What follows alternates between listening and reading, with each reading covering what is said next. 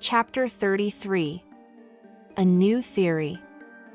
Please support by subscribing for more classic audiobooks.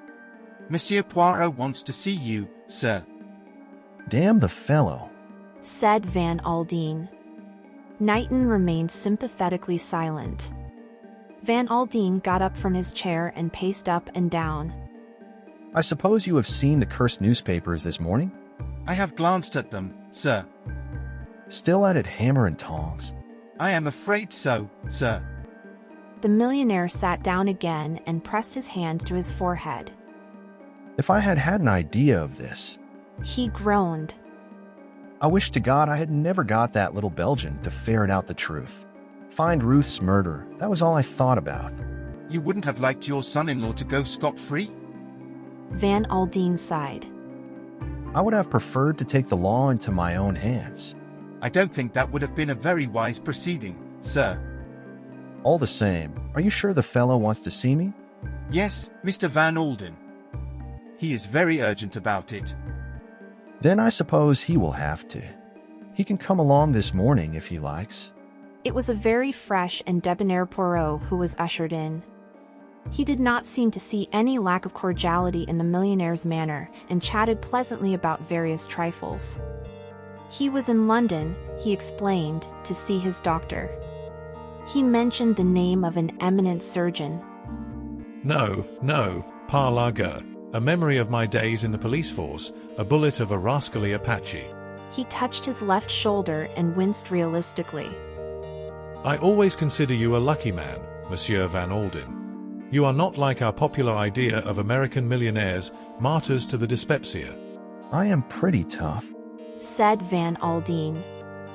I lead a very simple life, plain fare and not too much of it. You have seen something of Miss Grey, have you not? Inquired Poirot, innocently turning to the secretary. Yes, once or twice. Said Knighton. He blushed slightly and Van Aldine exclaimed in surprise. Funny you never mentioned to me that you had seen her, Knighton. I didn't think you would be interested, sir. I like that girl very much. Said Van Aldine. It is 1,000 pities that she should have buried herself once more in St. Mary Mead. Said Poirot. It is very fine of her. Said Knighton hotly.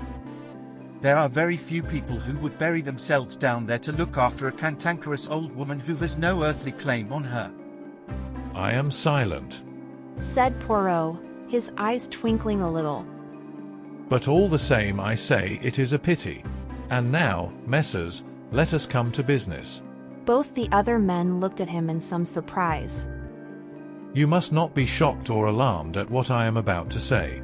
Supposing, Monsieur Van Alden, that, after all, Monsieur Derek Kettering did not murder his wife. What? Both men stared at him in blank surprise. Supposing, I say, that Monsieur Kettering did not murder his wife. Are you mad, Monsieur Poirot? It was Van Aldine who spoke. No, Said Poirot. I am not mad. I am eccentric, perhaps. At least certain people say so. But as regards my profession, I am very much, as one says, all there.